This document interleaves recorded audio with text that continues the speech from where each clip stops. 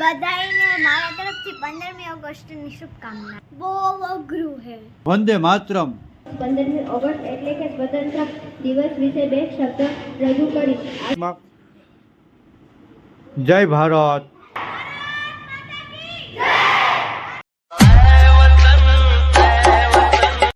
Hello YouTube ડાયરો, કેમ છો બધા? મજામાં ને? અમે પણ મજામાં છીએ. ભગવાન મુરલી તો બધાને મજામાં જ રાખે. જય જવાન જય કિસાન. દેશના શહીદોના ચરણોમાં નમન કરીને ચાલુ કરી છે એક નવો વ્લોગ, જેમાં તમારા બધાનું સ્વાગત છે. અને પહેલાં તો ભાઈ આજે 78માં સ્વાતંત્ર્ય દિવસની આપ બધાને હાર્દિક શુભેચ્છા. અને આપણી ગામડામાં જે 15મી ઓગસ્ટ ઉજવે છે, આજે અમે છોકરી છે બધી તૈયાર થઈ ગયું છે. અને ધાર્મીને ધોઈને ડ્રેસ પહેરી જવાનું. અમારે કપડા મેચિંગ કરી લીધા. આવું મેચિંગ કરી લીધું છે. જો હવે એમાં હિરકીબેન જે સ્કૂલે જવાના, ધ્વજ લઈને જવાના છે. જય હિન્દ એવો કાર્યક્રમ છે ને આજે. તો આજે આપણે હમણાં હું આવું છું. આપણે પણ સ્કૂલે જવાનું છે અને એના વિડીયો થોડાક શૂટ કરશું.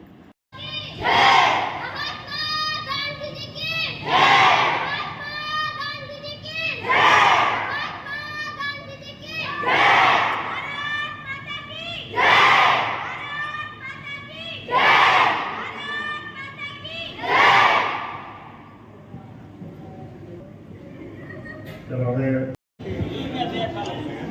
આપણો આ પ્રજાસત્તાક દિવસ નથી, બધાને ખ્યાલ છે સ્વતંત્રતા દિવસ છે. આપણે જોઈએ દેશની કે હજુ આપણે ઘણી બધી એવી નબળાઈઓ છે કે જેના આપણે ગુલામ છીએ. ભ્રષ્ટાચાર, સૌથી મોટી આપણી ગુલામી છે ભ્રષ્ટાચાર. બધાને ખ્યાલ હશે, ન્યૂઝમાં ઘણું બધું આવે છે કે બાંગ્લાદેશમાં હિન્દુ મુસ્લિમ વચ્ચે કરે, આવું કરે, તે કરે, નુકસાની કરે. દેશ પ્રત્યેની લોક જાગૃતિ ત્યારે જ આવે જ્યારે આપણામાં શિક્ષણ હોય. તો સારું શિક્ષણ મેળવી અને તેમજ વહાલા વિદ્યાર્થી મિત્રોને મારા પ્રણામ. હું આજે આપની સમક્ષ 15મી ઓગસ્ટ એટલે કે સ્વતંત્ર દિવસ વિશે બે શબ્દ રજૂ કરીશ. આશા છે આપ શાંતિથી મારી વાત સાંભળશો. 15મી ઓગસ્ટ એટલે સ્વતંત્ર દિવસ. લાંબા સમય સુધી અંગ્રેજોએ આપણા દેશમાં રાજ કર્યું. આપણે સ્વતંત્ર હતા. આપણો દેશ સ્વતંત્ર થાય એ માટે પણ મહાત્મા ગાંધીજી અને બીજા અનેક નેતાઓએ પ્રયત્નો કર્યા. સ્વતંત્રતા મેળવવા કેટલાય શહીદો થયા.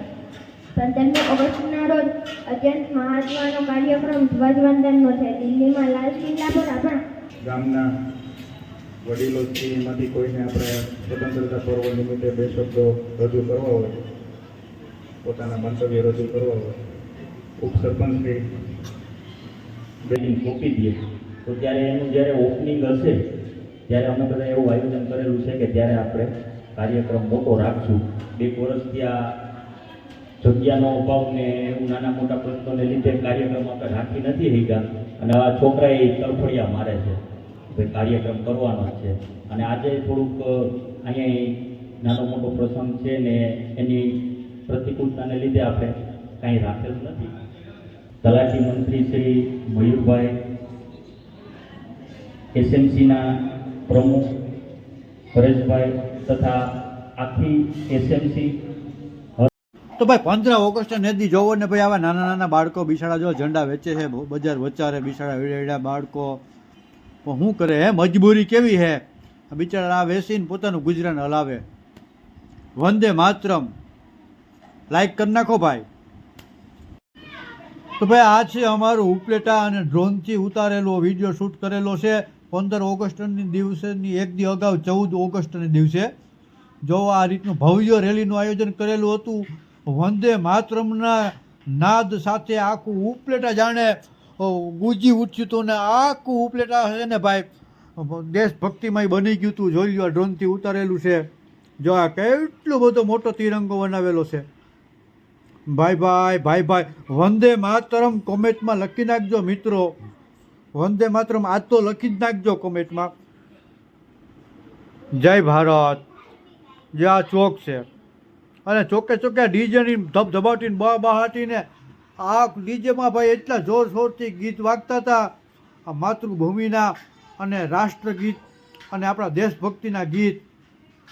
જય હિન્દ, જય ભારત, જય જવાન, જય કિસાન. તો ભાઈ સ્કૂલે જઈ એવા સહીને છોકરીઓ જો બધી આવતી રહ્યું છે એમાં હેચીબેન ને ધારવીબેન ને ધ્રુવી જો આમ જાય અને ભાઈ 15 ગામડામાં તો જો અમારે એક બીજો પ્રસંગ હતો ને અને નિશાળે સ્કૂલનું બિલ્ડિંગનું કામ હાલે છે એટલે અહીંયા જગ્યા નહોતી એટલે આપણે સમાજે રાખેલું હતું અને ત્યાં બીજો પ્રસંગ હતો એટલે એ થોડોક એને નડતરરૂપ ન થાય એના માટે થોડુંક છે ને ટૂંકમાં પટાવી દીધું હતું. નકર અમારા ગામડાની અંદર છે ને ભાઈ 15મી ઓગસ્ટ કે 26મી જાન્યુઆરીનો પ્રોગ્રામ હોય જોરદાર જબરજસ્ત બહુ મોટે પાયે આયોજન હોય. અમારે જે ગામડાનું શિક્ષણ અમારી જે સ્કૂલ છે ને એના શિક્ષકનું સ્ટાફનું એનું બધું એવું જોરદાર કામ છે એની વાત જ જવા દો કે જે 12 ગામથી તો ભણવા આવે જ છે અમારા ગામની અંદર બીજા નાના નાના છોકરાનું જે બધા શિક્ષકોનો જે સ્ટાફ છે ભાઈ એની વાત જ જવા દો. એટલું બધું જોરદાર કામ છે અને આજ ભાઈ કોમેન્ટમાં આજે છે ને કમસે કમ આપવાનો એટલો ગર્વ હોવો જોઈએ. એક કોમેન્ટમાં લાઈક કરી નાખજો અને કોમેન્ટમાં વંદે માતરમ આજનો દિવસે તો લખી જ નાખજો. એમાં બહુ વાર ના લાગે. બહુ અઘરું છે આ વસ્તુ કે એવું કાંઈ ન હોય કે ભાઈ કોઈ આવ્યું એટલે મોબાઈલ આ કેમેરો ચાલુ કરીને વિડીયો શૂટ કરીને બનાવી નાખી દીધું. ના બહુ અઘરું છે કે નાના નાના આખો દિવસની દિનચર્યા જે કામ કર્યું હોય એના નાના નાના કટકા બનાવવાના. પછી બીજા નંબરની અંદર છે ને મારું પોતાનું કામ કરવાનું, વાડીએ જવાનું, બરાબર ને ધાર્મીબેન? એ કામ કરું, એ કામ કરતાં કરતાં એ નાના નાના કટકાને બધાને એડ કરીને એક વિડીયો બનાવવાનો, પછી એડિટિંગ કરીને એમાં જે કાંઈ બીજું કંઈ ખોટું કંઈ હોય એવું કે ટૂંકમાં જરૂરી ના હોય એ બધું પાછું કટિંગ કરવાનું. એ કટિંગ કરીને એ વિડીયો અને બધા કટકાવને એક બનાવું ને એમાં ઓછા એ પ્રોસેસ થતાં ઓછામાં ઓછી 20 થી 25 મિનિટની વાર લાગે. તે પછી એની થંબનેલ બનાવવાની. હવે એ થંબનેલ બનાવવામાં ઓછામાં ઓછી અડધો કલાકની વાર લાગે. એ થંબનેલ બની ગઈ પછી એના હેશટેગ મારવાના, એનું ટાઇટલ મારવાનું, ડિસ્ક્રિપ્શનમાં બધું લખવાનું, આ બધું કરવામાં પાછી 20 થી 25 મિનિટની જોઈએ. અને મેન વસ્તુ એ છે કે ભાઈ વિડીયો અપલોડ કરીને જે યુટ્યુબની અંદર એમાં બહુ જાજુ નેટ જોઈએ, ઓછામાં ઓછું 2 GB થી ઉપર ગણ લેવાનું. તો એ પણ એક સમસ્યા મોટી છે. ને અત્યારે ચોમાસાની અંદર આપણે બધાને ખબર જ છે કવરેજનો એટલો પ્રોબ્લેમ છે એની વાત જવા દો. બહુ કવરેજ ઓછું આવે છે. તો એ કવરેજ ઓછું આવતામાં એમાં જે 2 GB વિડીયો અપલોડ કરવો ને બહુ ઓછામાં ઓછી મારે 1-1.5 કલાક ગણવાની, મારે ખાલી એક કોમેન્ટ ને એક લાઇક કરવાની હોય. તો આટલું ભૂલતા નહીં. કાં આ પાછું પૂછો મારા બેનને ધાર્મીબેન કેવડી મહેનત કરવી પડે, કેટલું અઘરું છે બધું? બહુ અઘરું છે. હા ઓ નવરા ન થાય આવે તો એમ કે મારે એડિટિંગ કરવું. હા એડિટિંગ કરવું એ માથાનો કટકો ભાઈ, એની વાત જવા દો. એમાં એ બહુ અઘરું છે બધું. સ્વાતંત્ર્ય દિવસની હાર્દિક શુભકામના. એના મમ્મીની બાજુમાં મમ્મીને ખોરામાં આજના વિડીયોને અહીંયા આરામ દઈશું. ફરી પાછા મળશું કાલે સાંજે 5:30 થી 6 વાગે. ત્યાં સુધી બધાને રામ રામ ને સીતારામ. રામ રામ ને સીતારામ બધાને જય શ્રી કૃષ્ણ. રામ રામ ને સીતારામ, જય શ્રી કૃષ્ણ, જય મોદીરામ. બધાને મારા તરફથી 15મી ઓગસ્ટની શુભકામના.